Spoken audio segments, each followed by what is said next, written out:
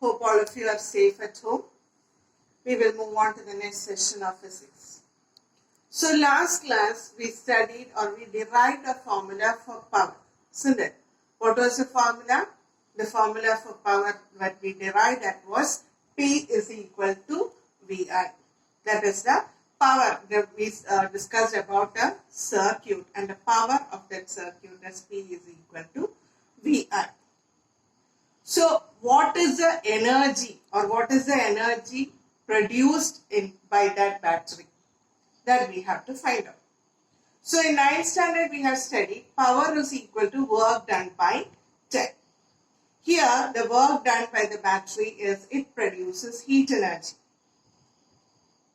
So work done is the energy produced.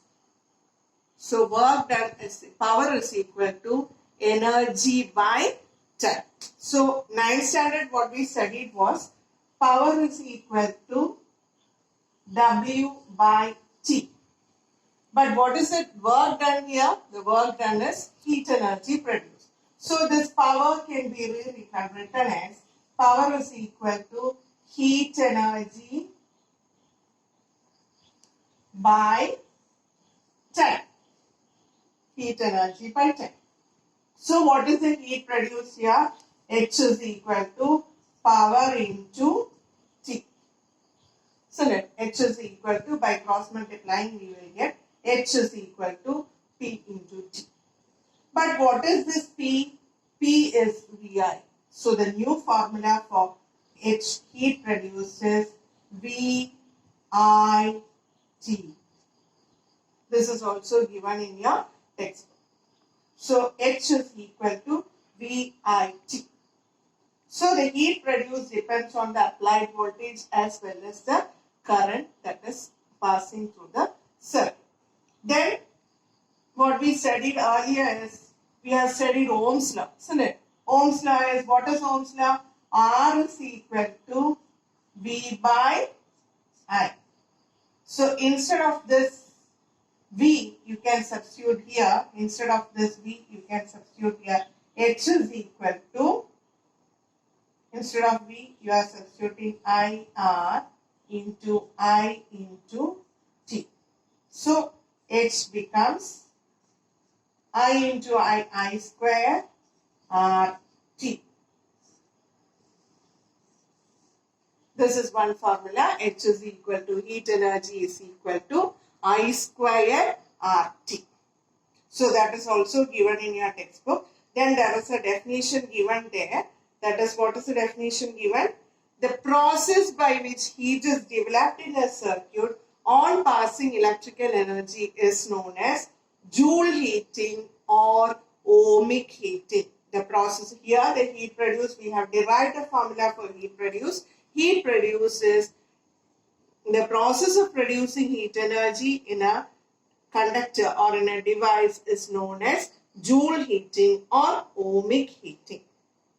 Now we will pass on to next another important rule or law, that is Joule's law. Joule's law is very important. We have to study Joule's law.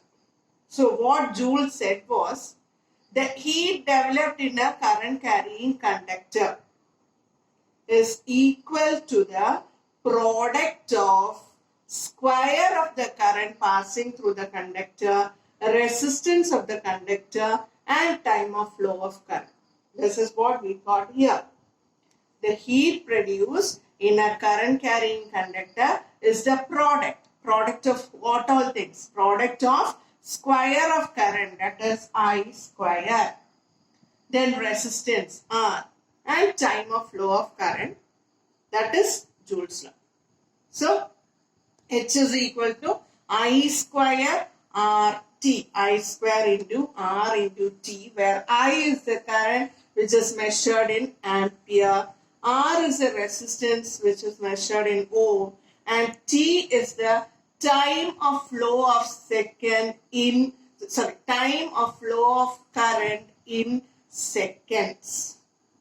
So I is measured in ampere, R in ohm, and T in seconds. So this is Joule's law. Joule's law is very important. the heat developed in a current carrying conductor is directly proportional or is equal to the product of square of current passing through it, resistance of the conductor and time of flow of current in seconds. So H is equal to I square RT. We have to derive two more formula from this Joule's law equation. Okay, we will move on to the derivation of the other two formula. So Joule's law is H is equal to I square RT. You have to derive two more equations. One equation we have already studied, but you have to derive that equation in your notebook that I will show you. What we studied earlier was Ohm's law is V by I is equal to R. So V by I is equal to R. So what is V? V is equal to IR. Or instead of I, you can substitute R there. So what all we have, we can substitute different things. So we will move on to that substitution. What happens is, here H is equal to I square into, instead of R, you can substitute V by I into T. So here I and I gets cancelled. The formula will become H is equal to VIT, which we have learned earlier. So that before ohmic heating, we have learned this formula. H is equal to VIT. This is one formula. Then the next formula is, we will move on to the next formula, that is, instead of I, you can substitute V by R. Here from I, you get this, from this Ohm's law, you will get I is equal to V by R. So I is equal to V by R. You can substitute here I instead of I, you can substitute V by R. So what will you get? Instead of I, we are. So instead of I, you are going to substitute H is equal to I square. So here instead of I, we can write V by R the whole square into R into T. So H is equal to V by R means V square by. So here H is equal to V by R the whole square into R into T. So this we can rewrite, that is V square by R square into R into T. As you know, 1 R and 1 R gets cancelled. So the remaining is H is equal to V square by R into T. This is another formula for Joule's law. So what you should do is, you should write the two derivations in your notebook. Understood? This is Joule's law. Next, there is a table given in your textbook. We will discuss that table also. One or two lines I will discuss here for you. Others you should write by your own and complete the table. That is very easy. See, the first one, resistance is given. First line I am going to write R is equal to 2R. Then I is equal to I itself. Then time of flow of current is T. You are asked to find out the heat generated. So what we studied by Joule's law is H is equal to I square RT. This is what we studied, isn't it? By substituting these values here, so what do you get? We can substitute here the first one.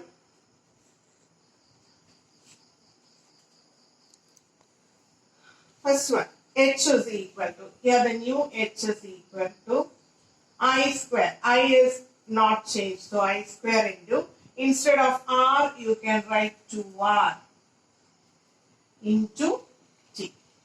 So what will it become? It will become, you can take 2 inside. So 2, so you can take 2 outside, so it becomes 2 into I square RT, that is 2 into I square RT is this as H. You can take this as H1. So 2 into H. So what happened? The heat produced, when the resistance increases 2 times, the heat produced also increases 2 times. That is given in your textbook. Next one, what is given there is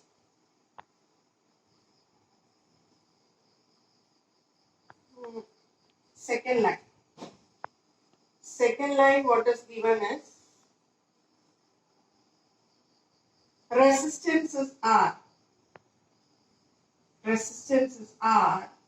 I is equal to 2I. T is equal to T itself. So you have to find, here again you have to find the heat produced. So H2 is equal to, here you can take the new heat as H2 is equal to I square RT. Instead of I, you are writing 2I. 2I the whole square into R into T.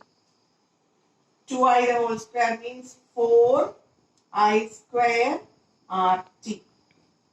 So what happened here? When the current became twice, the heat generated increased by 4 times. When the current increases twice, the heat generated increases by 4 times.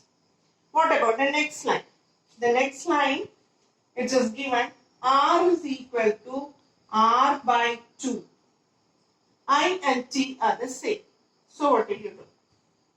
Here also H3 is equal to I square into H3 means the third line heat produced. That is only meant like this. That is R by 2 into T. That is equal to this 1 by 2 you can take outside. So 1 by 2 into I square RT. So here what happened? 1 by 2 into I square RT is the heat produced.